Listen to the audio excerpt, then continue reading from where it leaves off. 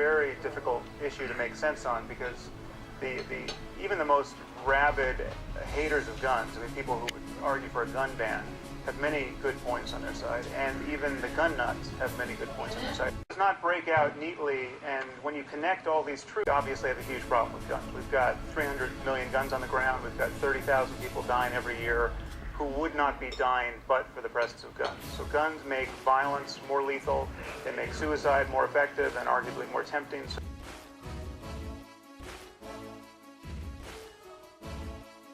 They're well with the background checks, the age limit, and the way that they distribute them, and only certain places can sell the ARs and different type of guns and everything that goes with them. So I think that right now they're very well done, but any more restrictions, then you're going to start getting more and more angry people.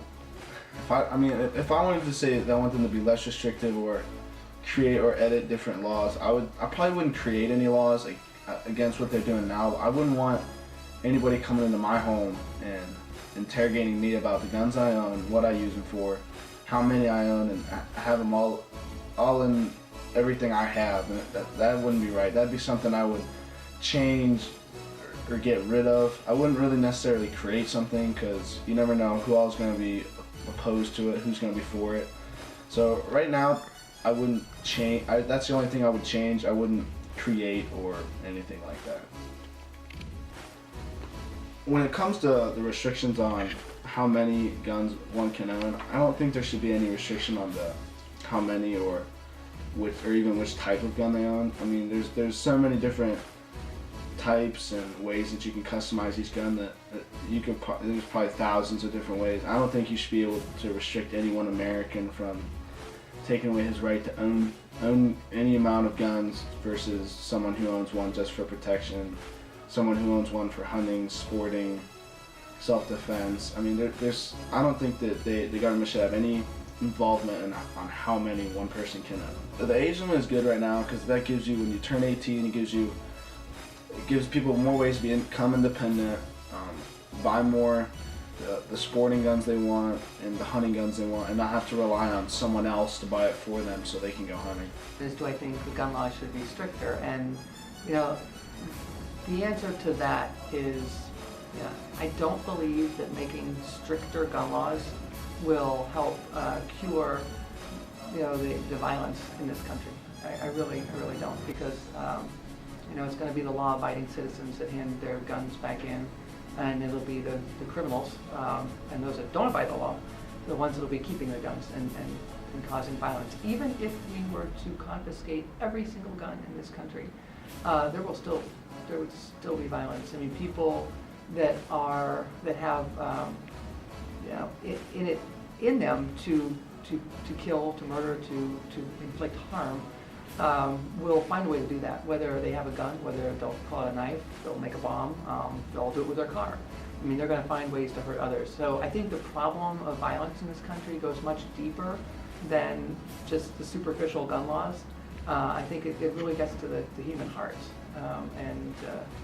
We have broken homes and folks that, kids that are angry and don't know how to channel that into something more productive, and they really just, it's society at large. And I think that's where the issue lies, in the human heart.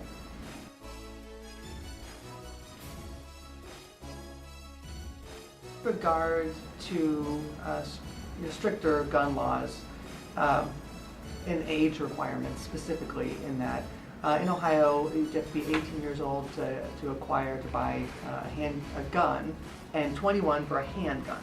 And I do believe that that's appropriate. I mean, at that age you're going into the military, you can serve our country, you can die for our country, so I think that's an appropriate age limit. And I wouldn't change that. I think that's right on. That's mostly the reasons for hunting.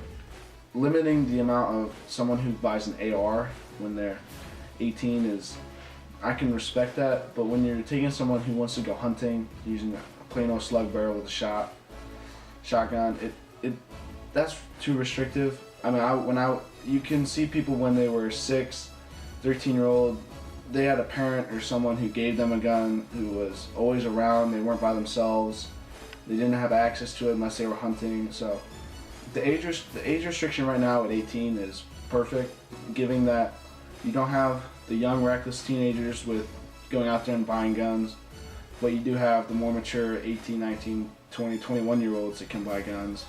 But bumping it up to 21 is too much, considering that that's 3 years that people more have to wait on their parents buying a gun for them because they can't buy it yet to go hunting or do something that they love. So it's really restricting a lot of people to not buying their own firearm and not letting them do what they love out in the woods. I believe that it's important that we uphold the Second Amendment of the U.S. Constitution, which gives individuals, the right to keep and to bear arms. I think that it's very important that we protect that.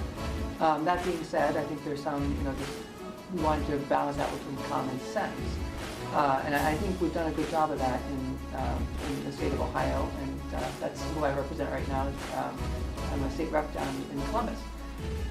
So in Ohio, there's certain things that are required. I mean, you have to be 18 years old for a regular gun. You have to be at least 21 to have a concealed handgun. There are some competency requirements. You have to take training.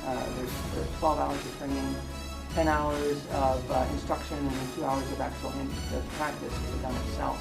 And then, of course, there are background checks. So, I think right now in the state of Ohio, we bring a good balance, strike a good balance between the Second Amendment and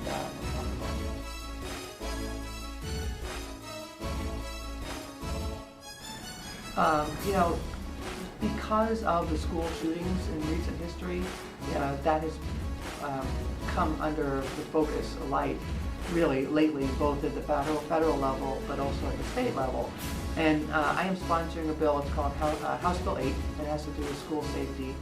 And currently in the state of Ohio, I don't know if most people know this, but guns are not allowed in schools. Now, people get that, but there are 3 exceptions to that. One is if you're an on-duty police officer. Number 2 is if you're hired by the school to be a security officer. And number 3, anybody that the school board names. So they could name your teacher, they could name a janitor, they could name, if there's a student that's old enough, they could name them to carry a weapon into school. That's current law. That is current law. What House Bill 8 does is it says, all right, if schools are going to start to arm teachers, we should at least at the state have a training program that's available to them should they choose to arm their teachers or janitors or staff, whomever. So that's what the bill says. It also allows off-duty officers to carry their weapons into school because those officers, they're trained. They're not going to lose their training as soon as they pick up their uniform. And yet their instinct is to protect the public. So House Bill 8 does things like allow off-duty officers to carry weapons into schools and develop a training program, which is not mandatory, by the way. It would just be, it's permissive. That says if the school wants to send their teacher or janitor, whomever, custodian, to the training program, they can, but they don't have to. So we're just making it available. So those are some of the things that we're doing at the state level to try to make it safer for not only our citizens, but specifically the schools.